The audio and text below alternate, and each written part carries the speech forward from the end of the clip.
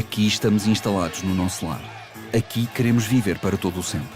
Queridos consócios, curvo-me emocionado perante a vossa abnegação e aqui, solenemente, vos faço entrega deste monumento fruto do vosso amor. Bendito seja o sacrifício que fizemos. Estas são as palavras de Joaquim Ferreira Bugalho.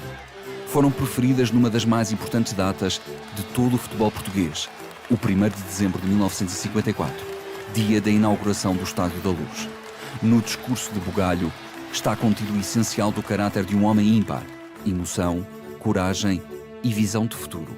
Um espírito de liderança que soube convocar a energia de toda a nação encarnada para escrever o seu próprio destino. Por isso, e porque preparou o clube para a segunda e empolgante metade da sua história, é considerado por muitos o mais importante de todos os presidentes do Benfica.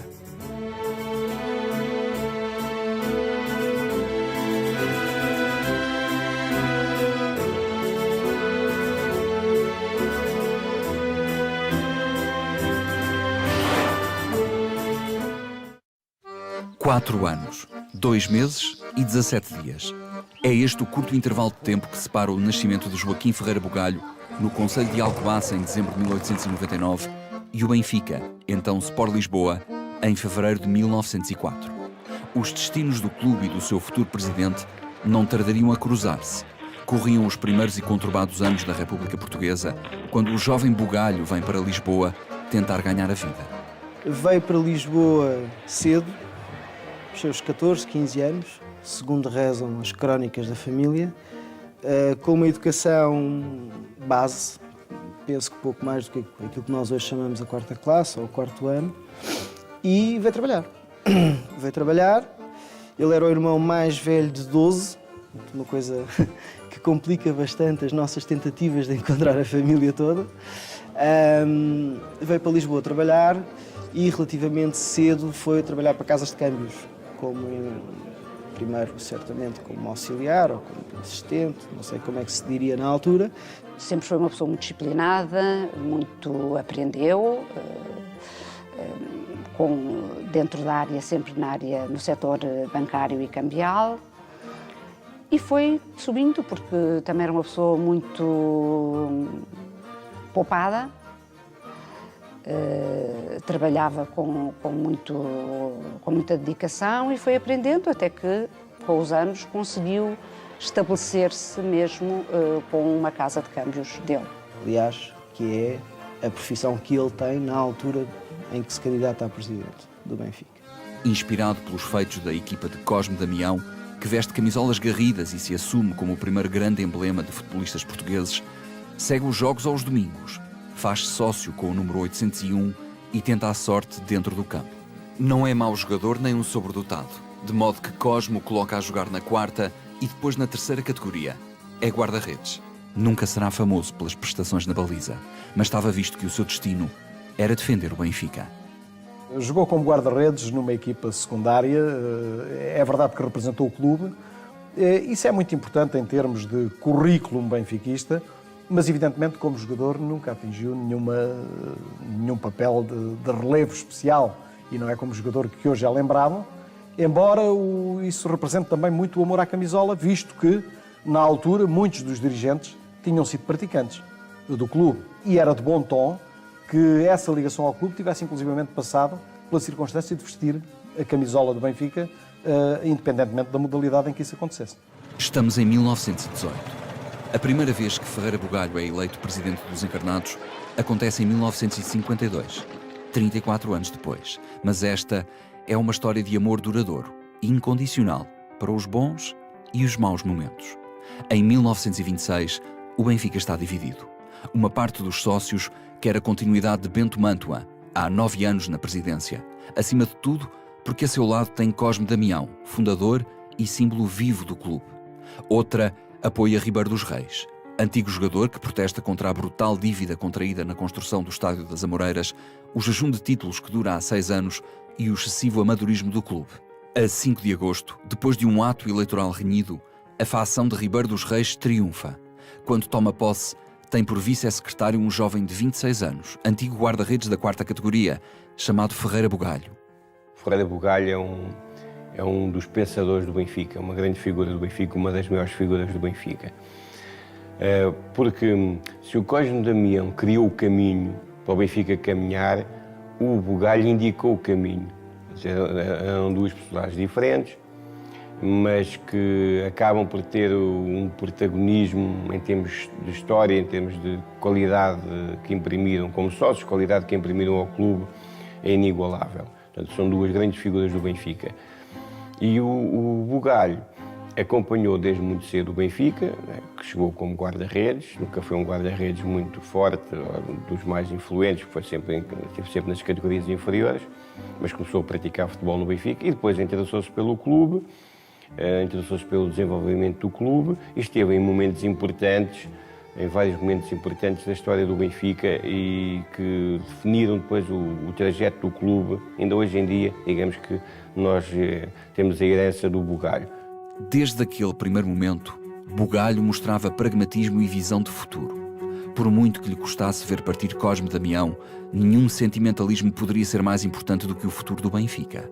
Era preciso sanear as contas e regressar rapidamente aos títulos. Nos anos seguintes, Ferreira Bugalho desempenharia os mais diferentes cargos em múltiplas gerências.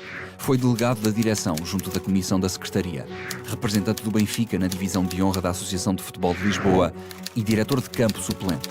Integrou sucessivas comissões no futebol, nos estatutos e regulamentos e na organização dos aniversários do clube.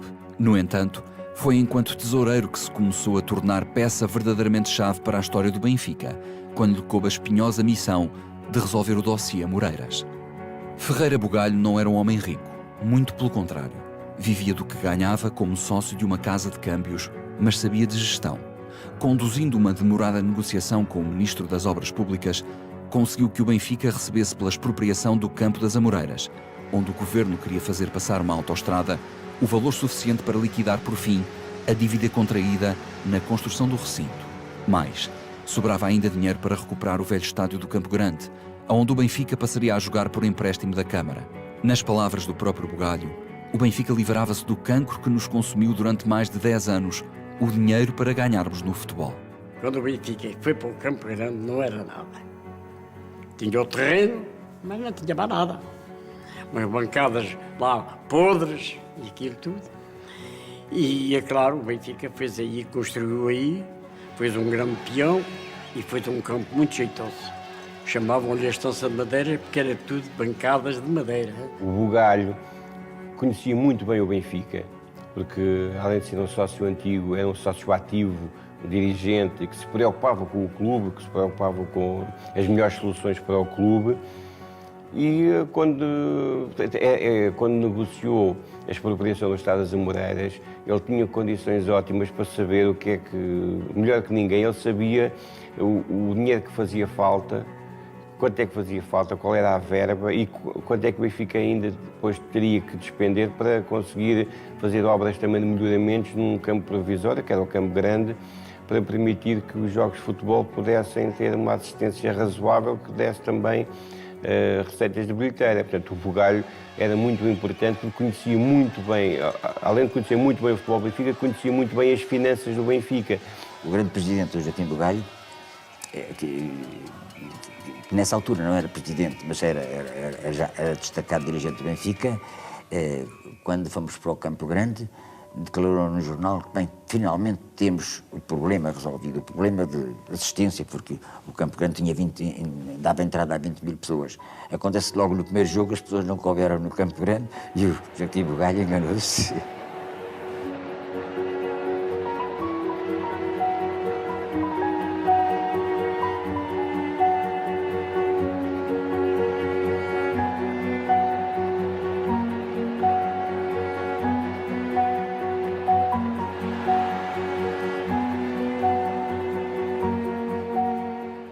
Com apenas 38 anos e sem que tivesse sido presidente, treinador ou jogador de relevo, Joaquim Ferreira Bugalho era agraciado com a Águia de Ouro, a mais alta distinção atribuída pelo Sport Lisboa e Benfica. Nada explica melhor a importância dos serviços que prestaram ao clube. Às vezes há a ideia que ele foi Águia de Ouro por causa do Estado de Luz. Não foi, ele foi Águia de Ouro por causa de resolver os problemas financeiros até 1938. Ele e o Estado de Luz só foi feito em 54, ele foi Águia de Ouro em 38. Se o seu trabalho terminasse ali, já tinha lugar garantido na história. Ninguém sabia, nem o próprio, que o melhor ainda estava para vir. O Águia de Ouro não era um homem fácil. A sua dedicação ao Benfica estava acima de qualquer interesse pessoal. Batia-se pelo clube até às últimas circunstâncias, sempre na linha da frente das transformações e insatisfeito com os resultados. Durante os anos 20 e 30, perdeu-se a conta ao número de vezes que pediu demissão dos cargos que ocupava. Se não concordava com as opções tomadas, saía. Mas alguém acabava sempre por convidá-lo a voltar. E ele chorava, eu lembro de o ver chorar quando o Benfica perdia. Mas não era uma pessoa de lágrima fácil, era uma pessoa de emoções contidas. Mesmo na família, de emoções contidas. Talvez por isso o outro lado da medalha seria exigir das pessoas. Exigir que as pessoas cumprissem com regras que ele considerava que tinham que ser cumpridas. Era um homem que vivia intensamente todos os cantos do clube. Mas nunca houve conversas que não fossem Benfica. Não era para isso. Os únicos sorrisos dele eram para os netos que os acompanhavam naquelas voltas, naqueles seguimentos da maratona. Mas era um homem de muito caráter, sisudo, etc. Mas teimoso, quando tinha uma ideia, agarrava-se à ideia e não dizia quem se mandasse. Mas tenho as melhores ideias dele. Nunca ouvi rir comigo, nunca se riu, mas tenho como um homem de caráter extraordinário e um benfiquista ultra. Quando o século XX e o próprio Ferreira Bugalho entraram na casa dos 40, os espíritos serenaram. Assumiu a presidência do Conselho Fiscal e, mais tarde, da secção de futebol. Percebendo que a direção presidida por Félix Bermudes não geria da melhor forma o dossiê do novo estádio, passou a integrar o grupo a quem cabia angariar os fundos para a construção do mesmo. Contudo, algum tempo depois, compreendeu que isso não era suficiente. Era preciso que tomasse o processo em mãos e foi assim que, em 1952, se candidatou por fim à presidência do Benfica e venceu. Quando toma posse, a 7 de abril, Bugalho dá início a um reinado de 5 anos, resultado de consecutivas reeleições nas urnas. Esses mesmos 5 anos são quanto lhe basta para levar a cabo a maior revolução da história encarnada. Depois de ter saneado as contas do clube, podia agora dar asas ao seu sonho, fazer do Benfica um dos maiores clubes do mundo. Para isso, eram precisas 3 coisas: ambição, rigor e profissionalismo. E ele mesmo daria o exemplo. Para contrariar o domínio do Sporting, investe em reforços. Vai buscar Fernando Caiado ao Boa Vista por 200 contos, 1000 euros. A mais cara transferência do futebol português até então. Chamam-lhe megalómano. Ele adorava o futebol e adorava a organização do futebol. Se bem que nunca tivesse sido treinador, mas ele tinha sempre que dar os seus palpites. Isso era uma das características dele, era dar os seus palpites no futebol. E ele fazia as leituras como adepto, fazia as leituras, tendo algum poder dentro do clube, fazia as suas leituras das carências da equipa e decidiu que o Benfica necessitava de um jogador que organizasse o jogo a meio campo, um jogador que o Benfica não tinha, não tinha esse tipo de jogador. O Benfica tinha um futebol que ainda vinha dos tempos do Cosme Damião e que depois desenvolvido pelo Ribeiro de Reis, que era o chamado jogar à Benfica, que era um pouco jogar com genica, mas nem sempre de um modo organizado.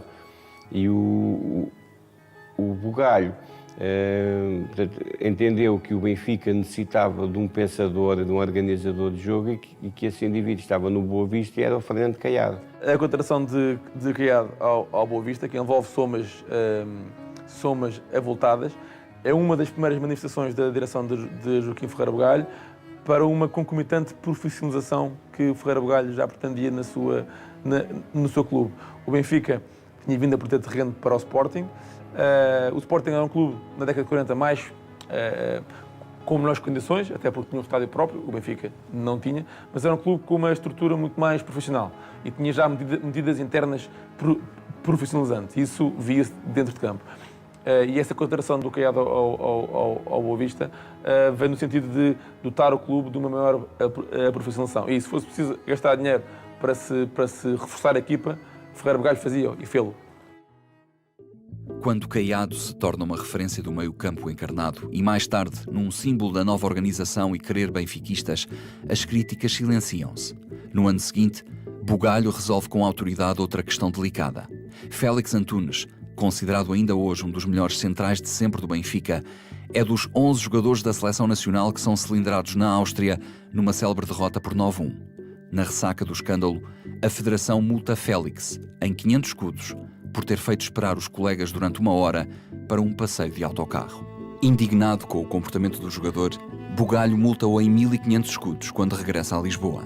No jogo seguinte, Félix atua de forma displicente e o Benfica perde por 5-2 com o Setúbal. Já no balneário, o central atira a camisola encarnada ao chão. Apesar de ser um dos esteios da equipa, Bugalho despede-o. Esta era a visão do presidente.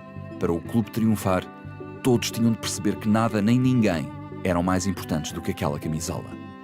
O Bugalho não se podia tocar no Benfica, coisas. E fosse ele, Félix Antunes, fosse quem fosse, basta dizer que abdicou de Rogério, que era um grande jogador de tempo. O Félix teve, creio que num jogo com o Vitória de Setúbal, no campo dos Arcos, teve uma atitude que pisou a camisola, coisa do género, e o Bugalho, implacável, imediatamente o excluiu. E, numa Assembleia Geral seguinte, alguém quis saber das razões, alguns sócios quis saber, e o Bugalho disse, eu pedi aos sócios que eu não queria reavivar a situação. Eu pedi aos sócios que não me pedissem que revelasse os motivos da exclusão do Félix, porque isso não dignifica o Benfica. E eu não disse nada, mas todos sabíamos, dei a saber o que é que o Félix tinha feito. Era um jogador de birras, mas era um grande jogador. Era o respeito pelo clube, a ideia de respeito pela instituição, que era realmente muito importante. Ninguém estaria acima do Benfica, nem mesmo o Félix Antunes, que era um jogador de exceção. O Félix ainda hoje é recordado porventura, como o melhor central de sempre do futebol do Benfica, ou seguramente entre os primeiros de sempre do futebol do Benfica, porque era um jogador extraordinariamente dotado, um defesa central de uma capacidade extraordinária. E, portanto, isso serviu também de exemplo, porventura. Terá sido excessivo, talvez, mas o gesto foi um gesto evidentemente irrefletido, mas Ferreira Bugalho quis com isso significar certamente que ninguém, fosse quem fosse, nem que fosse um jogador com a classe de Félix Antunes, estaria acima do próprio clube. O Bugalho com o Félix foi inflexível e isso mostra a personalidade do Bugalho e o modo como ele colocava o Benfica acima de tudo e todos, até dele próprio. A 14 de junho de 1953, Ferreira Bugalho dá início àquela que viria a ser simultaneamente a maior obra da sua vida e a mais empolgante odisseia da história do Benfica. A imagem do presidente, lançando a enxada à terra, ficaria famosa. Era o ato simbólico que dava início à construção do Estádio da Luz. O Sport Lisboa e Benfica estava à beira de completar 50 anos e ainda não tinha estádio próprio. Ao longo de décadas, percorreu a cidade de Lisboa atuando em diferentes recintos, muitas vezes em condições inimagináveis, de que era sempre obrigado a sair pelas mais diferentes razões. O velho estádio do Campo Grande, pensado para ser apenas uma solução provisória, era a casa do clube há mais de 10 anos. A situação há muito que passara os limites do sustentável. Agora, os sócios sonhavam com uma obra grandiosa, cheia de luxos, mas Ferreira Bugalho sabia melhor do que ninguém quando custavam utopias como o Estádio das Amoreiras. O novo estádio ia ser feito à medida do Benfica, isto é, à medida do maior clube português, mas também dos seus recursos. No dia em que Bugalho deixasse a presidência, não deixaria ao seu sucessor um só tostão de dívida por pagar. Era muito rigoroso com as contas, era ao centavo. Era tudo ao centavo. Não quer dizer que fosse, como se diz, que não gostasse de gastar, mas achava que realmente as contas tinham que ser certinhas. O Bugalho sabia que o Benfica, para ter uma boa equipa de futebol e para ter um futuro radioso, teria que ter um estádio. Um estádio, como ele dizia, a dimensão do Benfica. Não um estádio luxuoso, um estádio dispendioso, não, um estádio económico, mas um estádio com categoria, um estádio que dignificasse o clube. E foi isso que ele fez. As obras começam num terreno cedido pela Câmara em Carnide. À época, uma terra de ninguém nos arredores de Lisboa. O projeto arquitetónico era de João Simões, antigo jogador do clube. As bancadas seriam levantadas pelo empreiteiro Alves Ribeiro, que, por ser benfiquista de coração, tinha apresentado um orçamento mais baixo do que a concorrência. Toda a construção seria, portanto, um misto de cimento e alma. A maneira como ele desencadeou todas as diligências que levaram à construção do Estado à Luz foi uma coisa homérica, quase uma coisa homérica. E conseguiu galvanizar não só os sócios, como o país inteiro. Vinham caminhonetas com tijolos, com sacos de cimento de todas as zonas do país. Eu recordo de ir com o meu pai dentro de uma velha Ford, que era uma carrinha que havia lá da empresa do meu pai, com os sacos de cimento. Que a malta tirava daquela obra, pedia só ao construtor, abona aí 3 sacos, não sei o quê, e depois íamos ao estádio e deixávamos ficar os sacos de cimento.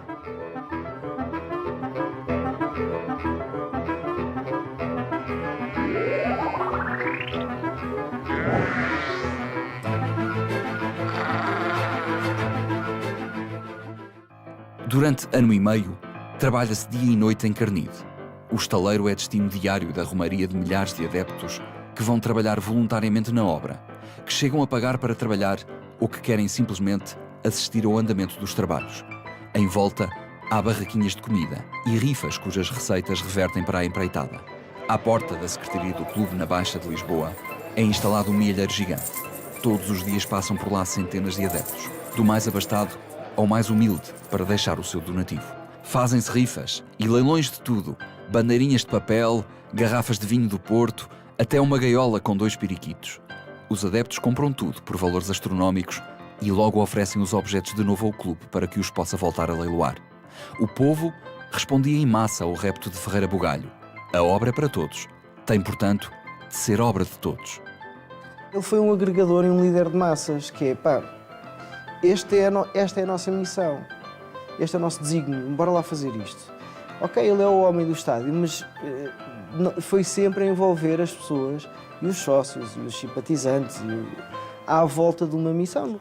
A campanha do estádio é uma coisa que não se pode voltar a fazer, mas não. Foi uma campanha fabulosa, extraordinária. Eu assisti a leilões em que se leiloava um simples lápis, um simples charuto, era leiloado 10 vezes consecutivas. Ao fim de 10 vezes, o charuto continuava na posse do clube e tinha produzido 1,5 conto, que era um dinheirão.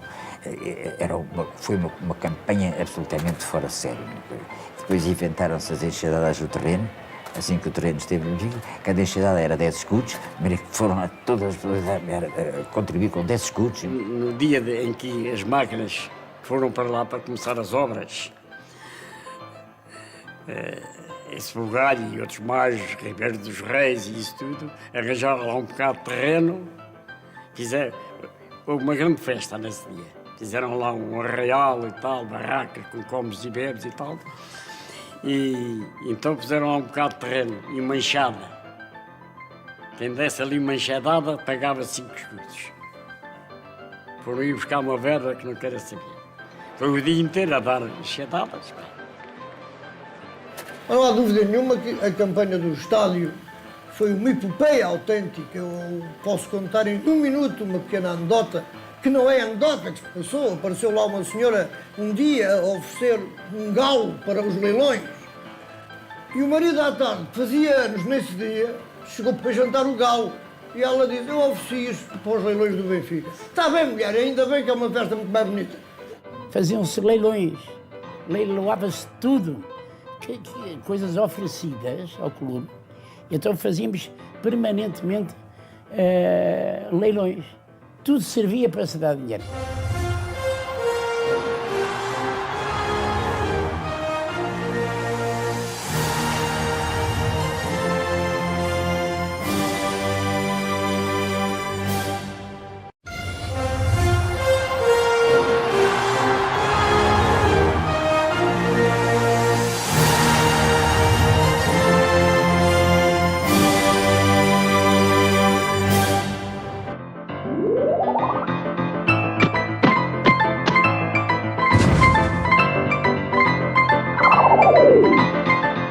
O estádio representa a maior obra coletiva de um clube em Portugal e, em relação ao Benfica, é seguramente a maior manifestação da massa associativa do Benfica, de entrega, de devoção ao clube, porque quem não tinha dinheiro, quem não tinha cimento, quem não tinha tijolos, dava o seu próprio trabalho. portanto, muita gente disponibilizava horas e horas de trabalho. No antigo estádio, por debaixo do terceiro anel, havia uma série de azulejos com os nomes de muitos daqueles benfiquistas que tinham feito parte da comissão para o estádio e da comissão de fomento e propaganda, que desenvolveram ao longo de 2 anos milhentas iniciativas em feiras, na Feira Popular de Lisboa, em almoços, em jantares, em excursões, em festivais, enfim, tudo aquilo que nós possamos imaginar, justamente para arranjar dinheiro para o estádio. O Estádio da Luz é o produto de uma série de atividades que Ferreira Bugalho desenvolveu, que teve, da parte dos sócios, uma aderência sem paralelo, extraordinária. Porque se o Porto e o Sporting, por exemplo, necessitaram de contrair empréstimos de certa forma avultados para construir os seus estádios, o Benfica tem a capacidade de mobilizar os seus sócios para que os 12 mil contos que foram necessários para se construir o estádio fossem todos conseguidos através de uma série de atividades, e o que fez com que o Benfica não precisasse de pedir nenhum empréstimo, e esses 12 mil contos foram dados ou por atividades ou por uma série de campanhas desenvolvidas.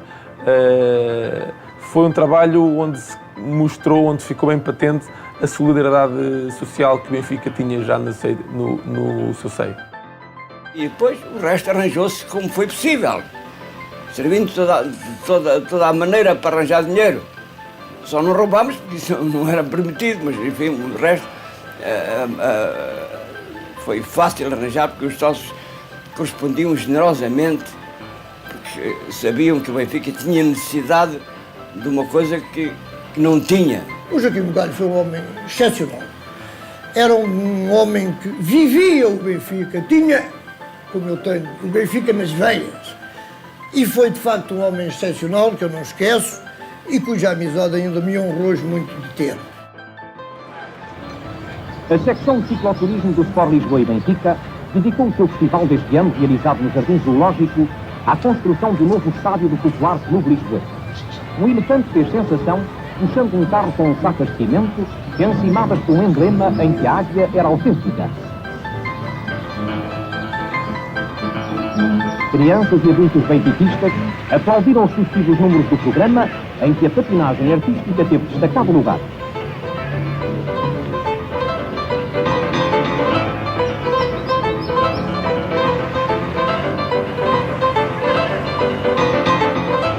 E apresentou-se a nova modalidade do hóquei em bicicleta. Movida pelos discursos empolgantes do Presidente, a massa adepta encarnada envolve-se numa dinâmica inimaginável. Os mais ativos contagiam os acomodados. Todos contribuem. Em fevereiro de 1954, concluída a terraplanagem, era hora de começar a levantar as bancadas. Quando o Jornal do Benfica anuncia que é preciso cimento, o povo junta-se e oferece um total de 900.000 toneladas do dito.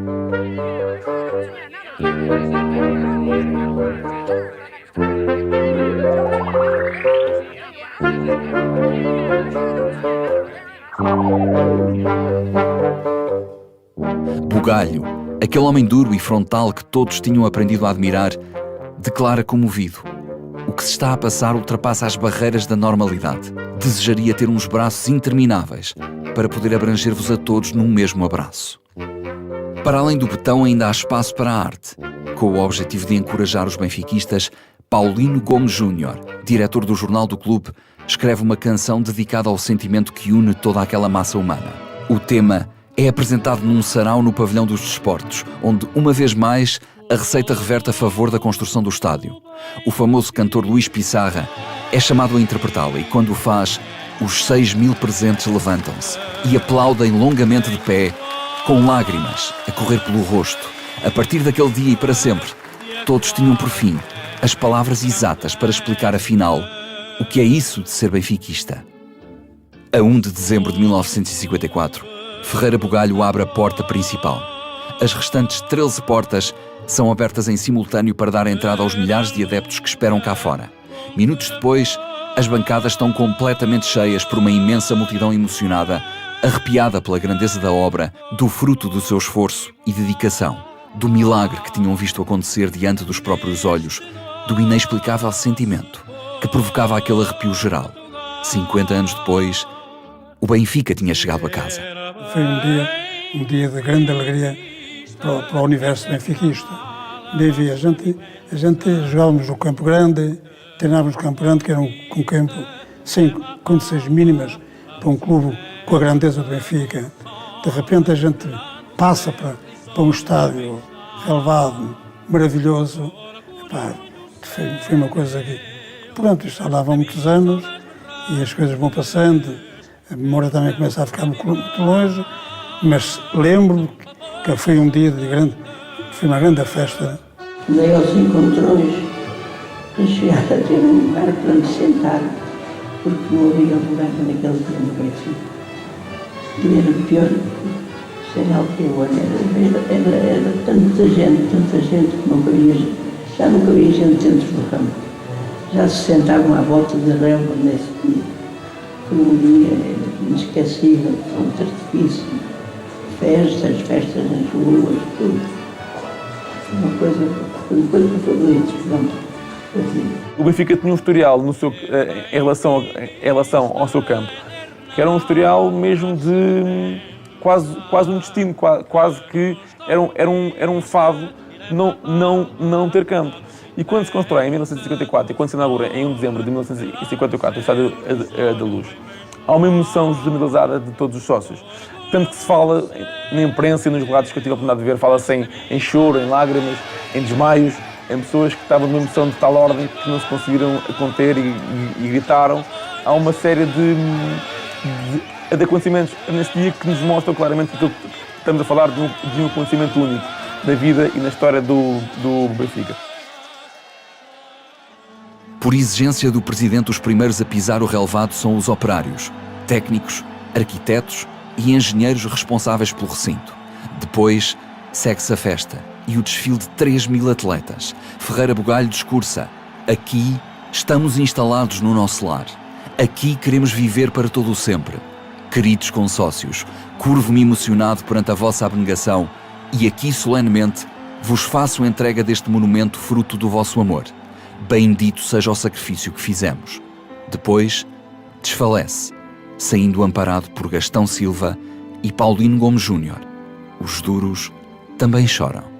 O presidente Joaquim Ferreira Bugalho tinha uma imagem muito austera e muito autoritária e parecia um durão. De facto, ele nesse dia, inclusive, ele sente-se mal e quase que desmaia. Emocionou-se de tal forma que quase que desmaia.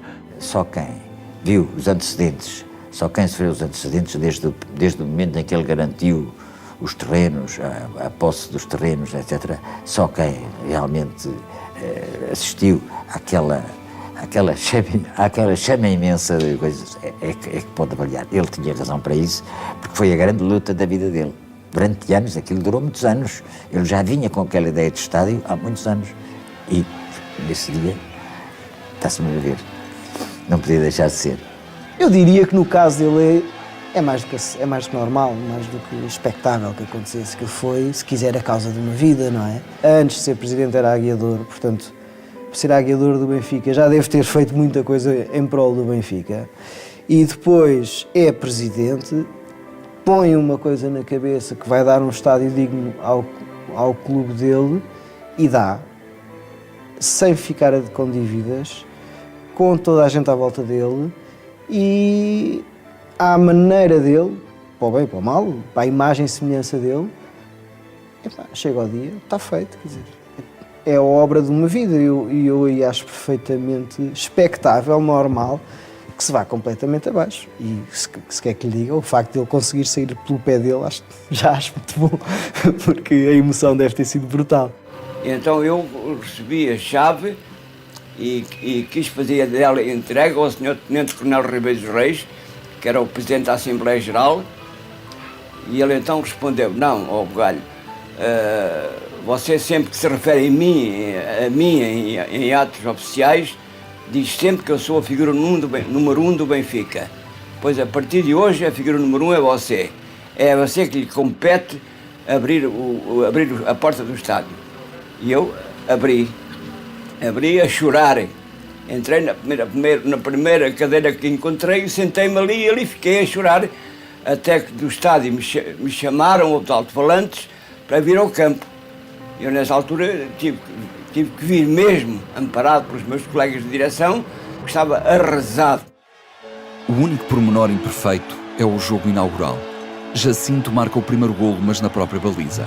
Palmeiro acaba por ser o primeiro a acertar na baliza certa, mas no fim, o Porto vence por 3-1, retribuindo a gentileza de há 2 anos, quando o Benfica tinha vencido na inauguração das Antas.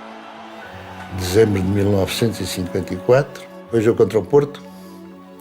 Nós tínhamos ganho lá ao Porto quando foi a inauguração do Estádio das Antas. Eu não jogava ainda no Benfica nessa altura. Tínhamos ganho lá por 8-2. E então, depois eles foram convidados para vir cá à inauguração da nossa cidade. Ganharam 3-1. Eu tive o privilégio de ter marcado o primeiro golo na inauguração de um estádio maravilhoso para nós naquela altura, muito bonito, e que era o nosso orgulho naquela altura.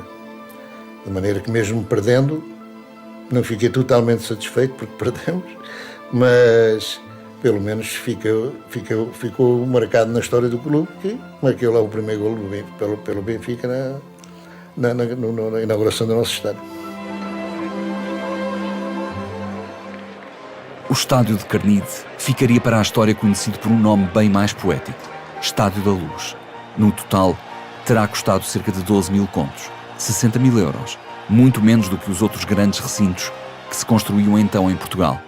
Como prometido, no dia em que Ferreira Bugalho deixou a presidência, 30 de março de 1957, a obra estava paga até ao último tostão. Foi o único campo que se construiu até ao fim e não se ficou de ver um tostão. Olha, que isto é inédito. O Galho construiu isso sem ter um tostão. E quando acabou as obras, tinha 300 contos em caixa para o que desse e viesse. Foram os sócios é que pagaram aquilo tudo. A Luz tornou-se em algo de muito mais importante do que um simples estádio. Tornou-se símbolo de um clube especial, sem paralelo. Símbolo do querer, da união, do esforço. Prova acabada de que quando os benfiquistas quisessem, nada seria impossível. Ali estava a mística. O simples processo de construção implicou que o número de sócios do clube triplicasse. Depois, pelos anos fora, cresceriam lado a lado sócios e estádio. Ali, chegariam a caber 135 mil pessoas. O Benfica venceria 23 campeonatos, somaria 37 vitórias consecutivas entre 1 de dezembro de 1979 e 22 de abril de 81. Ali estaria 91 jogos sem perder de 2 de março de 1969 a 18 de dezembro de 73. Ali aconteceriam as grandes tardes de domingo de futebol e as noites europeias, os grandes jogos de basquete e o hóquei no velho pavilhão número 1. Ali se cumpriria o sonho de Ferreira Bugalho. O Benfica transformado num dos maiores clubes do mundo, ou por que não, no maior.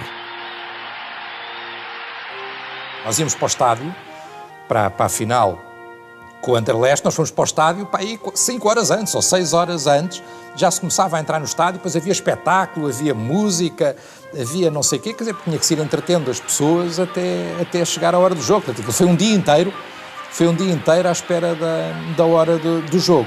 Nessa altura, viver futebol era mesmo uma festa. Não só, primeiro porque as pessoas tinham que vir muito mais cedo, ainda por cima eu vivia em Santarém, portanto vinha mais cedo, assistia-se a N jogos, viam-se os juvenis, os infantis, etc. Portanto, era um dia de festa. Havia uma combinação muito interessante, porque muitos jogos e jogos decisivos do basquetebol tinham a presença de muita gente acabadinha de sair do futebol. Era só descer a escada e aterrar no pavilhão. O pavilhão transmitia-nos aquela exigência de dar tudo por tudo. E recordo que o trocado naquela altura até dizia, ela às vezes não tinha mais receio da equipa adversária, tinha receio quando jogávamos em ambientes com pouco público, porque quando ele sabia que tinha muito público, adverso ou a favor, é quando nós nos galvanizávamos. O estádio conseguia 120 mil sempre. 120 mil, melhor ainda, 120 mil 2 horas antes do jogo começar. Isto é, quando ias ver a relva, os jogadores iam ver a relva, estava o estádio cheio. Né? Isto em Portugal era assim, não só o Estádio da Luz, mas o Estádio da Luz porque eram 120 mil pessoas. Recordo-me que naquele estádio também, com a seleção, quando eram as armas, a relva tremia, né? Era uma sensação única que tinhas, né?